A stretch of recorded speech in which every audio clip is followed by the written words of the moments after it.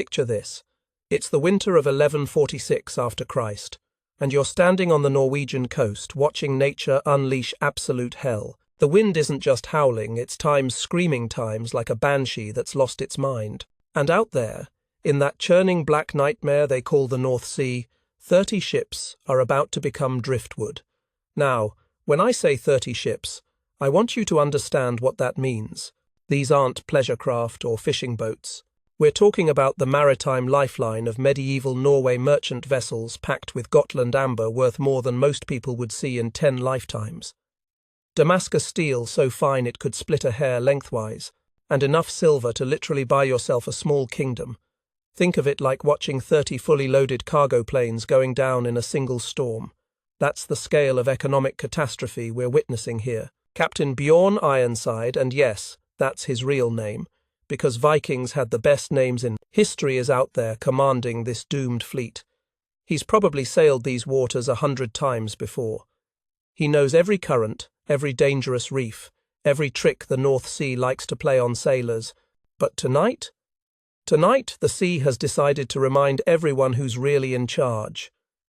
The waves aren't just big, they're 20 feet tall. 20 feet.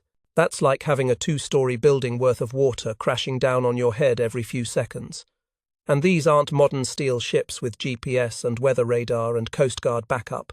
These are oak-planked vessels, held together with iron nails and prayer, carrying men who navigate by the stars and trust their lives to wood that's maybe 3 inches thick between them and eternity. From the cliffs above, because there's always someone watching when disaster strikes, Magnus the shipwright grips the wind-carved stone with hands that have seen their share of tragedy. His scarred fingers aren't trembling from the cold, though. It's probably well below freezing up there. No, Magnus is shaking because he's watching history repeat itself in the worst possible way. 20 winters ago, he stood on these same cliffs and watched his father's ship disappear into the black water. 20 years, and nothing has changed. The ships are still built the same way. The storms still win. And in less than an hour times, all 30 ships will be gone. Just gone. Vanished beneath waves that treat million-dollar cargoes like children's toys. The screams of drowning men will pierce that howling wind for a few terrible minutes. And then there will be only the sound of the storm celebrating another victory.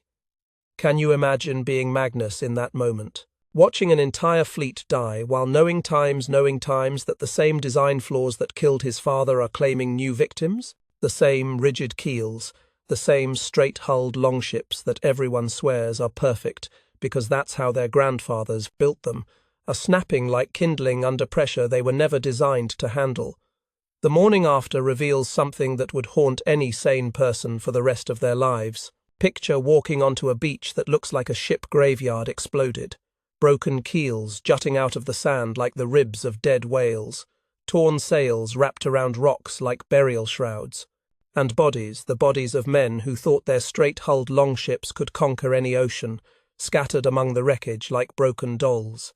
Magnus walks through this maritime morgue, and here's where it gets interesting. While his wife Astrid is collecting valuable iron nails from the debris, because even in tragedy, practical Vikings waste nothing, Magnus is doing something different. He's studying how each ship failed, not just times they failed, but how times they failed. And what he's seeing is a pattern that's been staring Norwegian shipwrights in the face for generations. Every single ship is breaking at the same stress points. The same place where rigid keels meet curved waves. It's like watching a dozen different people make the exact same mistake because no one ever thought to question whether the mistake was actually necessary. Meanwhile, back in Trondheim's great shipyard, the master builders are performing their ancient rituals. They're blessing new keels with bull's blood, and I want you to understand, bull's blood was expensive, so this isn't some casual ceremony. They're carving protective runes with the same precision their great-grandfathers used. They're naming each vessel with elaborate ceremonies that invoke gods and ancestors and traditions stretching back to when Rome was the center of the world. But here's the thing that would be almost funny if it weren't so tragic. They're building the exact same design that just failed catastrophically. The same rigid hull shape that's been killing Norwegian sailors for generations. because tradition says this is how you build ships, and questioning tradition is like questioning the gods themselves. This is where Magnus becomes truly dangerous to the established order, not because he's rebellious by nature, but because he can't unsee what he's seen. He starts filling precious vellum with sketches by candlelight, working in secret because even drawing alternative ship designs could be seen as heresy. Outside his workshop, rival shipwright Ulf Thornson is boasting to anyone who'll listen that the old ways are sacred and unchangeable, that their ancestors perfected the longship design when the world was young, and any deviation is asking for divine punishment. But Magnus has had a revelation that's going to change everything. One quiet morning, while probably nursing the kind of hangover that comes from watching 30 ships die, he's observing seals in the harbour. And these seals are navigating the same waves that destroy ships. But they're not fighting the water, they're working with it. Their bodies curve and flex, riding the water rather than trying to dominate it. It's one of those moments where a simple observation explodes into a world-changing idea. Magnus starts studying everything that survives in nature's violence. Rounded beach stones that endure storms while sharp rocks shatter. Bent saplings that survive gales that topple mighty oaks. Everything that lasts has learned to bend rather than break. By summer's end, Magnus has designed something that would make his fellow shipwrights either worship him or burn him as a heretic. A hull that curves like a wine cup. A ship meant to embrace the waves rather than cut through them. A vessel that abandons thousand-year-old tradition in favor of something no one has ever tried. It's revolutionary. It's terrifying. And if Magnus is right about this, it's going to save countless lives and transform Viking civilization forever. But first, he has to survive what happens when you tell a thousand-year-old culture that everything they think they know is wrong. The Trondheim Shipwright Guild Hall is the kind of place where legends go to judge the living. Dragon heads carved by builders whose names have become whispered prayers stare down from the rafters, their wooden eyes seeming to follow every movement. These aren't decorations, they're the artistic legacy of men who built the ships that carried Vikings to Constantinople, to Sicily, to the very edges of the known world. And tonight, they're watching Magnus commit what most people in that room consider sacrilege. Master Thorvald Stormbreaker has been keeper of shipwright secrets for 40 years. 40 years. Think about that for a moment. This man learned his craft when the memory of the great raids was still fresh, when old warriors could still tell you exactly how Ragnar Lothbrok's ships were built. His ceremonial hammer, passed down through generations of guild masters, has blessed more ship launchings than most people have seen sunrises. And when Magnus unfurls his vellum sketches showing that heretical curved hull, Thorvald pounds that hammer like he's trying to wake the dead. An insult to ancestors who perfected the longship when Rome still ruled the world. The words echo off stone walls that have heard this exact argument for centuries. Because here's the thing about tradition in medieval Norway, it isn't just preference, it's literally sacred. These shipbuilding techniques came from the gods themselves, passed down through bloodlines that trace back to legendary figures. Questioning ship design isn't like suggesting a new way to make horseshoes. It's like telling the Pope he's been reading the Bible wrong. The young apprentices are doing what young people have done throughout history. When their elders start shouting, they're whispering behind their hands, making jokes, probably placing bets on whether Magnus will get thrown out or burned as a heretic. But their whispers carry an edge of fascination too, because deep down, every craftsman knows the frustration of being told, "This is how we've always done it," when they can see obvious problems. And then wealthy merchant Carl Goldbeard starts laughing. Not polite, chuckling, full-throated, room-filling laughter that cuts through the tension like an axe through pine. "I'd sooner sail in a barrel than trust this twisted abortion of a ship," he declares. And suddenly everyone's laughing except Magnus and a few others who've actually thought about what they witnessed on that storm-ravaged beach. But here's where desperation becomes opportunity, and where the story takes a turn that even Magnus couldn't have predicted. Jarl Hakon, one of the most powerful nobles in Norway, has lost 3 sons to winter storms. 3 sons. Imagine burying 3 of your children because the ocean decided their ships weren't built properly. His wife hasn't slept through a full night since the last funeral, claiming she dreams of drowned ghosts who look like her boys. When Magnus approaches the Jarl with his revolutionary design, promising a ship that can survive any storm, he's not just offering improved technology, he's offering hope to a man who's watched his family line die one storm at a time. Jarl Hakon grants Magnus resources for one vessel timber, iron, experienced workers. But there's a catch that tells you everything about how dangerous this idea really is. Magnus must build outside the sacred shipyard grounds. His project is literally too heretical to be allowed on consecrated ground. The team Magnus assembles reads like a roster of the guild's unwanted. Eric the Left-Handed got expelled for questioning why ships had to be built symmetrically when human bodies aren't symmetrical. Sven Quickaxe joined up because his brother drowned in last winter's storms, and he's angry enough to try anything that might prevent other families from going through that hell. These are men with nothing left to lose and everything to prove. But the most shocking recruit is Magnus's own daughter, Gudrun.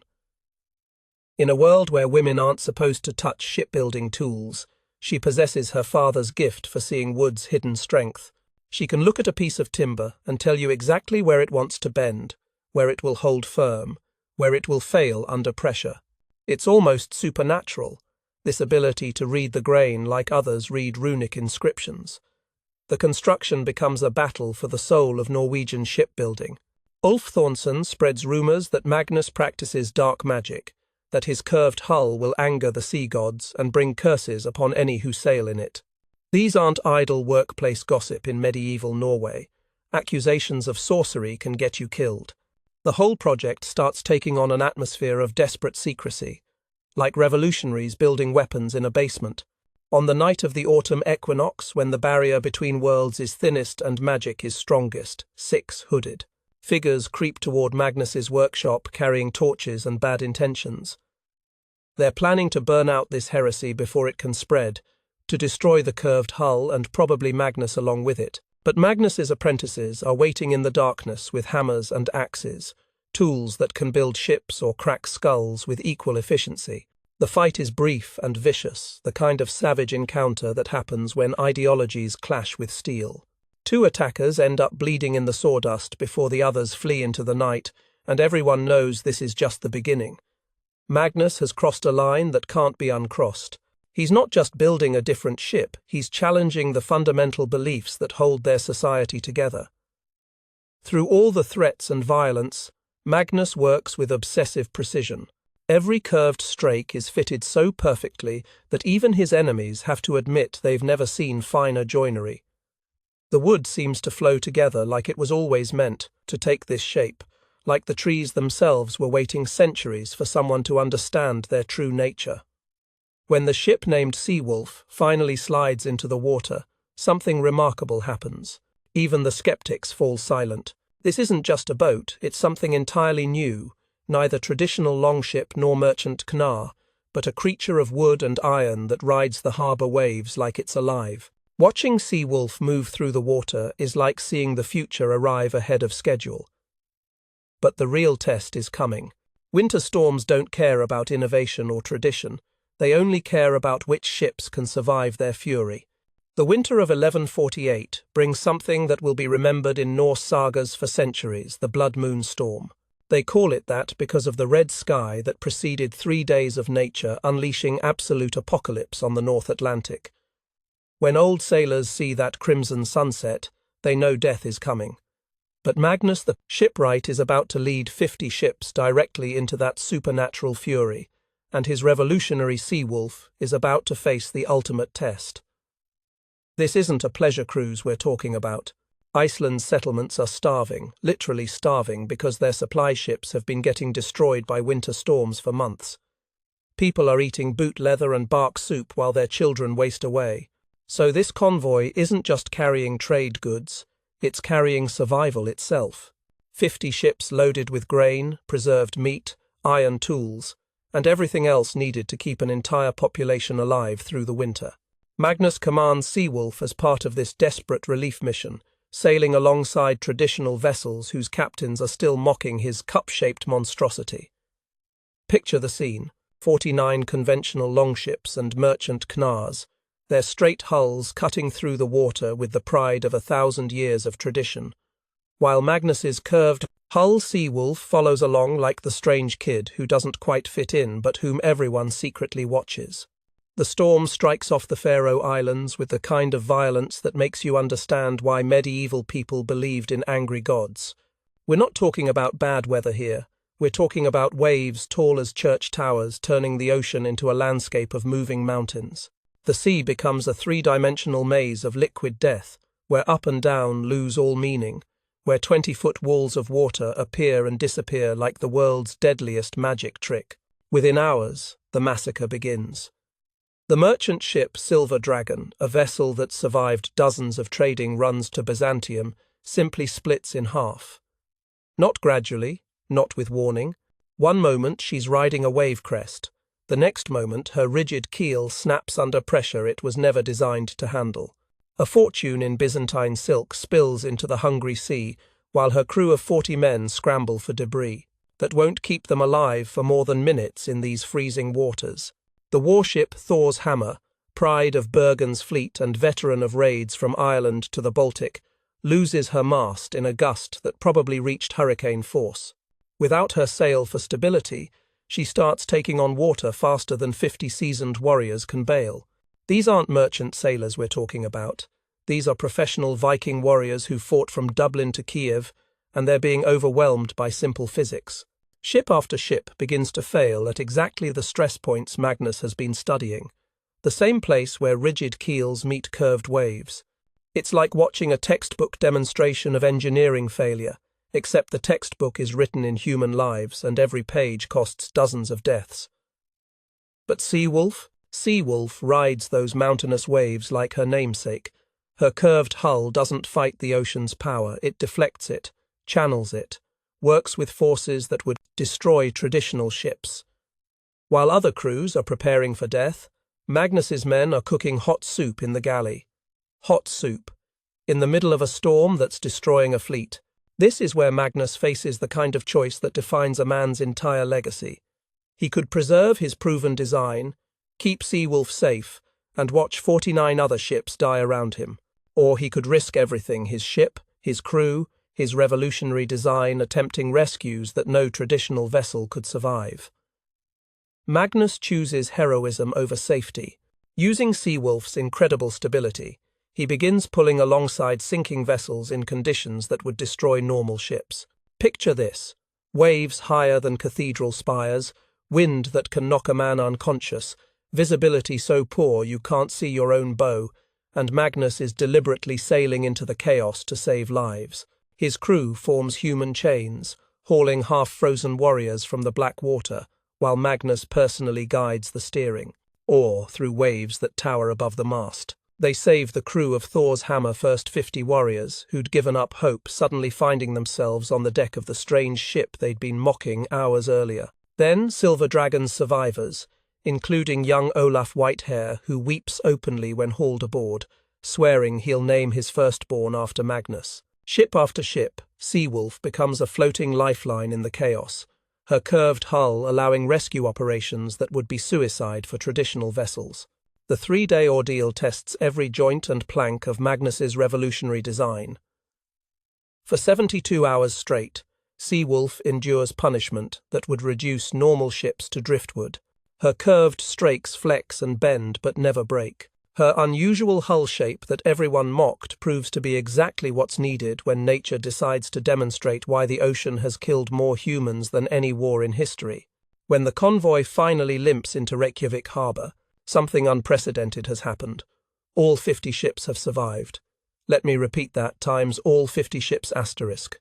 In a storm that should have killed hundreds of men and destroyed millions of dollars worth of cargo, Magnus's rescue operations have achieved the impossible. 49 ships bear scars that will mark them for the rest of their sailing lives, patches and repairs that tell stories of survival against impossible odds. But Seawolf floats proud and undamaged, her revolutionary hull unmarked by the storm that tested everything the ocean could throw at her. The sight of that curved hull sitting serene in Reykjavik harbour, while traditional ships sink at anchor from storm damage, creates a moment that echoes through every Norse hall from Dublin to Kiev. Because everyone can see it now, everyone can understand what Magnus has accomplished.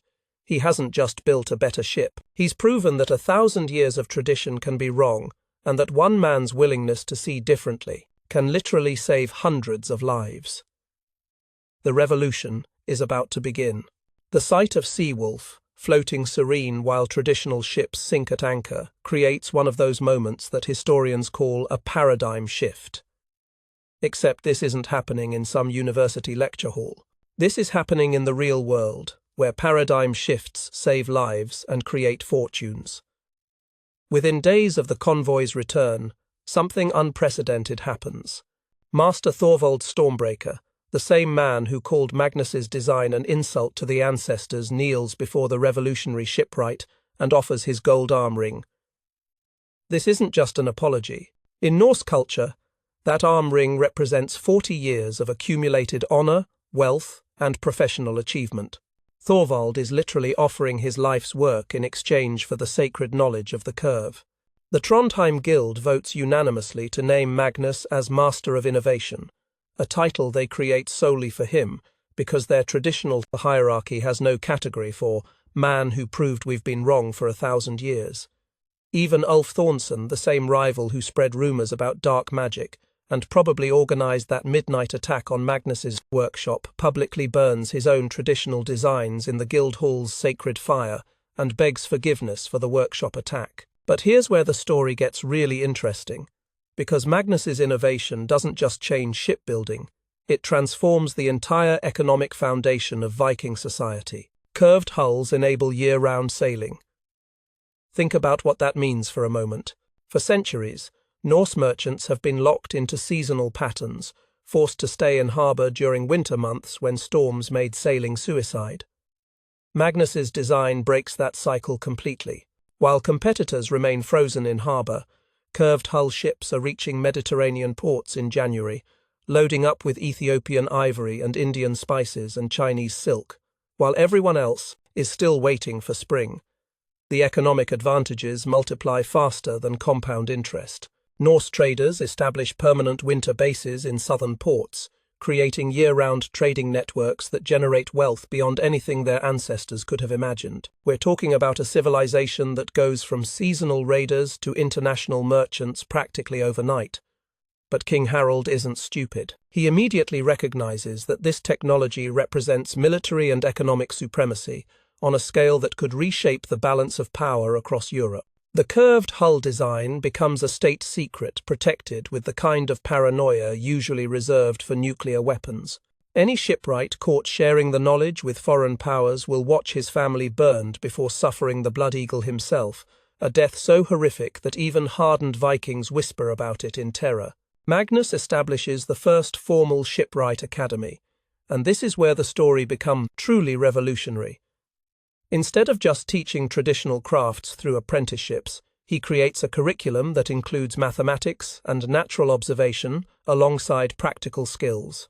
Students learn to measure stress points, to calculate load distributions, to study how nature solves engineering problems. Most shocking of all, Magnus encourages them to question everything except the value of human life. This isn't just technical training, it's intellectual revolution. For the first time in Norse history, craftsmen are being taught to think like scientists, to observe like engineers, to innovate like inventors. The academy becomes a breeding ground for ideas that will reshape everything from architecture to agriculture. The social changes are equally dramatic. Women like Gudrun rise to prominence as master shipwrights, proving that dangerous crafts respect skill over tradition. In a society where women's roles have been rigidly defined for centuries, the shipyards become places where competence matters more than gender. Gudrun trains other women, creating a network of female shipwrights whose expertise becomes legendary across the Norse world. The ripple effects spread far beyond shipbuilding. Curved hull ships carry not just goods, but ideas. Arab mathematics, Irish art, Byzantine engineering flow through Norse ports year-round. The intellectual isolation that has characterized Viking culture for centuries breaks down as constant contact with foreign civilizations brings new knowledge, new techniques, new ways of thinking about everything from medicine to metallurgy. Magnus spends his final years like a master craftsman should, refining his masterpiece. He creates specialized variations for different waters. Shallow draft vessels for river navigation, reinforced curves for Arctic ice, sleek racers for message runs. Each design solves specific problems while maintaining the fundamental principle that revolutionized Norse shipbuilding work with nature instead of fighting it. The economic transformation continues for decades. Vikings dominate winter trade routes for the next century and a half, accumulating wealth that transforms their society from warrior culture to merchant empire. Curved hull technology enables Norse explorers to reach further than ever before. Some scholars argue that improved ships allowed Vikings to establish permanent settlements in North America generations before Columbus ever thought about sailing west. When Magnus dies peacefully in 1162, surrounded by shipwrights from across the known world, the tribute is unlike anything in Norse history. 200 curved hull ships form a floating memorial in Trondheim harbour, their formation holding steady in rough seas that would have scattered traditional vessels like leaves in a storm. It's a living demonstration of how one man's willingness to see differently reshaped the destiny of an entire civilization. The numbers tell the story. Magnus's innovation extends the Viking Age by 150 years, enabling Norse explorers to trade longer and reach further than straight keels ever could have allowed. His curved hull design influences shipbuilding across Europe, as other cultures scramble to understand and copy the technology that gave Vikings such overwhelming advantages.